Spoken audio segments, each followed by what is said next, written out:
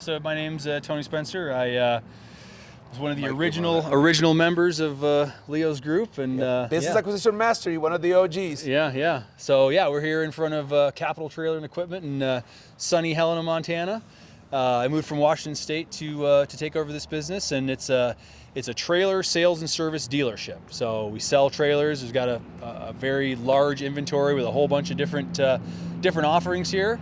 We have a service department that can fix, repair, customize, add on, subtract, truck beds, whatever, if somebody needs. And then we've got our parts department that we sell, some pretty unique and heavy duty parts that go with these trailers. So that's kind of the nuts and bolts of it. Yeah. We do a lot of custom truck beds also. So, you take a pickup like mine that's got just a regular pickup bed on it.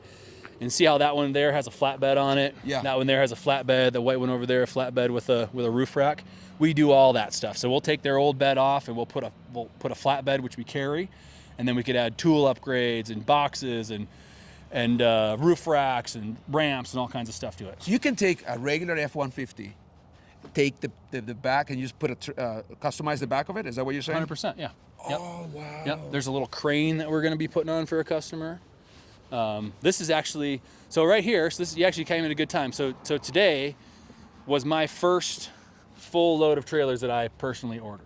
Wow. So these ones are all ones that just came in today, and these ones are mine. So I just got these brand new off the truck from, these all come from Texas. These are all Delco. So we got 5 different dump trailers, a few different configurations, a couple different colors, and then this one big gooseneck trailer. So are they like just to have them ready because you got? Yep. You suspect you got customers coming in for them. These ones tend to sell quite a bit. These ones tend to sell quite a bit, and we're getting a little bit low on these type. And the salesman knows, from being here for over a decade, kind of what sells and what we need to restock. So you take your cues from him. Yep. How big is your customer? Where do how far away your customers come from? How far away? Well, the next biggest town over is going to be Great Falls. That's probably a little over an hour. We definitely get customers from Great Falls, but we'll get customers from Bozeman, Missoula, Butte. Those are you get from Missoula? Sure. I mean, we're like 3 hours away. Yeah, a couple hours away. I mean, that's not. We're probably not going to pull from them super consistently, but we've got some pretty long-standing customers. We've got a lot of business-to-business type customers, a lot of contractors, a lot of ranchers, and they tend to be repeat customers. They absolutely are repeat customers. I mean, we had a customer this morning.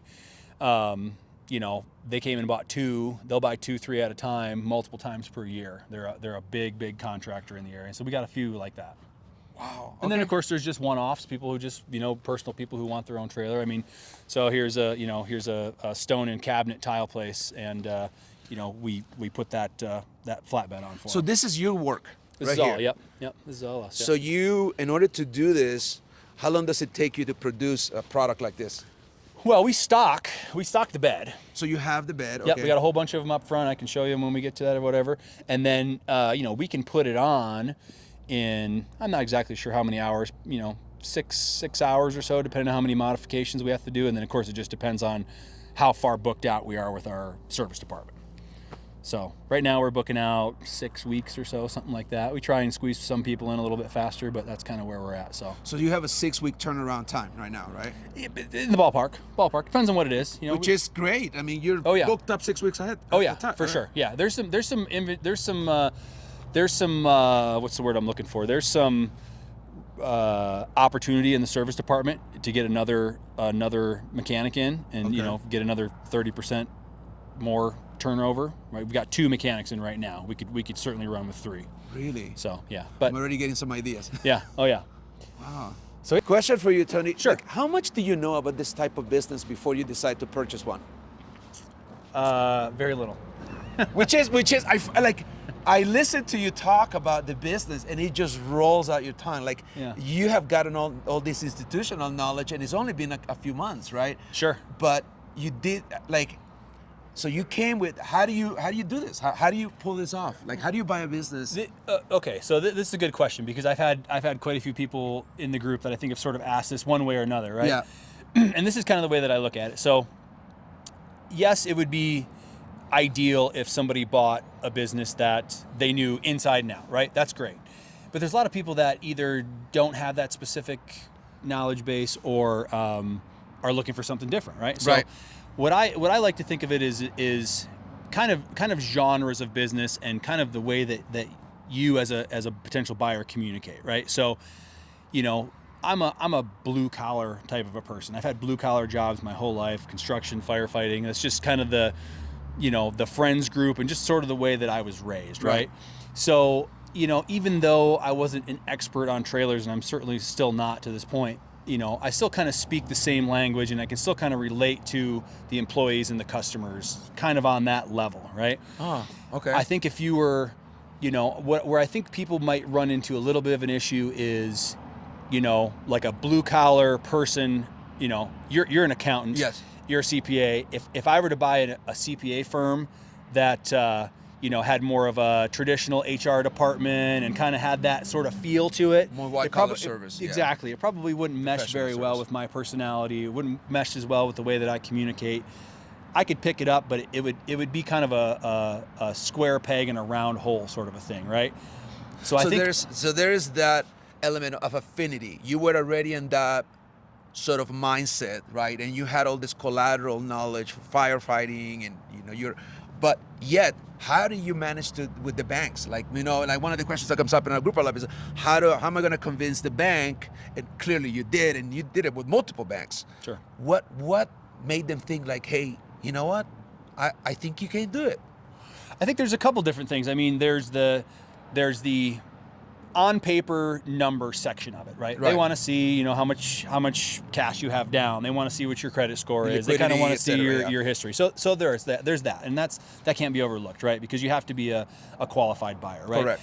But there's also a point where you really have to kind of sell yourself, especially, you know, and every bank and every broker was a little bit different, but yeah, I mean, you have to project with confidence that you're a competent buyer, and okay, maybe I don't have exact, direct, you know, apples to apples experience with this exact business, but I've got other experiences that can transfer over to being a business owner and can transfer over to being an owner of this specific type of business. And I think the biggest thing is that you figure out a way to articulate that in a way that makes sense to them. Did it come natural to you? Like, is there something that you didn't have to sort of jot down, okay, this is me, this is my bio, this is who I am? It's just sort of came together over time, like your pitch. Like you got very good at your pitch, and I remember you practicing it. You got so effortless at your pitch to brokers, you got pretty systematic about it, and eventually you were landing meetings left and right. Is that because you kept practicing your pitch, or is that because you came to the conclusion that I found a wheelhouse and this business was in that kind of wheelhouse? As far as the pitch, I mean, yes, it definitely was practice, and it definitely was some trial and error. I think another big thing is, like, you know, every different avenue, you know, different genre of whatever you're in has kind of its own little language, right? So when I started just, you know, exploring the concept of M&A, you know, I started to learn that there was a language associated with it. When you started talking to people, they would use terms and they would use phrases, and at first I was kind of just smile and nod my head and kind of pretend what that was, but then I might come to you and be like, oh, they said this. What is that? What exactly does that mean? But I started to, you know, adopt that language. And so give me an example of that. Like, what is one thing that you heard at first? Like, what the heck are they talking about? Well, I mean, even just basic stuff like, you know, SDE, right? Or, you know, EBITDA, or, you know, like what, you know, cash flow is a good one, right? Yeah, well, cash flow means something different to everybody. You tell 10 different people what cash flow is. It's a gray area. It's a very different thing. So, yeah, I mean, it's just understanding, and then also some specific industry knowledge with the specific industries. I you know, if you remember, I was kind of looking into excavation companies at first. Yes. Those was kind of where I started the process, just because I had a general interest and some knowledge around excavation and construction. And yeah, there's different lingo, there's different language, and I think, again, you know, you and I could be trying to get across the same point, but depending on who we're talking to, we're going to use completely different language to articulate what it is that we're saying. So, yeah. Well said, Tony. I think you came to connect with the language. You learned the language. I did. You are now an expert mergers and acquisition guy. Congratulations. Yeah, well, at least intermediate. I